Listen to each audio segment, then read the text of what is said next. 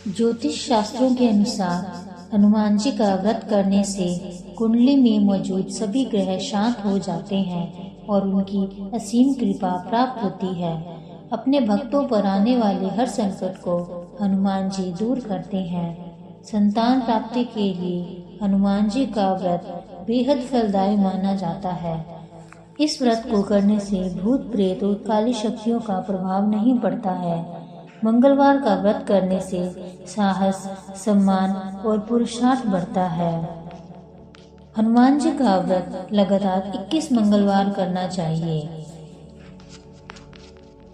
आइए जानते हैं मंगलवार व्रत कथा।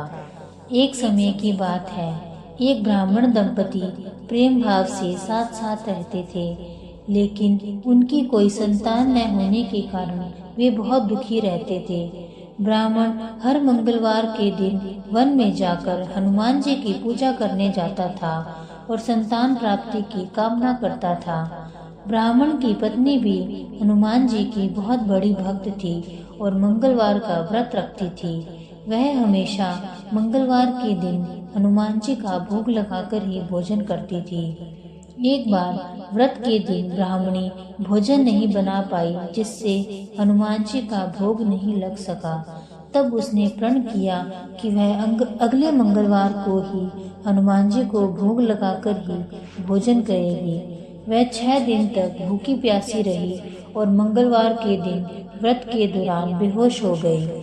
ब्राह्मणी की निष्ठा और लगन को देखकर हनुमान जी बहुत प्रसन्न हुए और आशीर्वाद के रूप में एक संतान दी और कहा कि यह तुम्हारी बहुत सेवा करेगा। संतान पाकर ब्राह्मणी बहुत प्रसन्न हुई और उसने उस बालक का नाम मंगल रखा। कुछ समय बाद जब ब्राह्मण घर आया तो घर में बच्चे की आवाज सुनाई दी और अपनी पत्नी से पूछा कि आखिर यह बच्चा कौन है। ब्राह्मणी की पत्नी ने कहा कि हनुमान जी ने व्रत से प्रसन्न होकर अपने आशीर्वाद के रूप में यह संतान हम दोनों को दी है। ब्राह्मण को अपनी पत्नी की इस बात पर विश्वास नहीं हुआ। एक दिन जब ब्राह्मणी घर पर नहीं थी तो ब्राह्मण ने मौका देकर बच्चे को कुएं में गिरा दिया। जब ब्राह्मणी घर लौटी तो उसने मंगल के बारे में पूछा।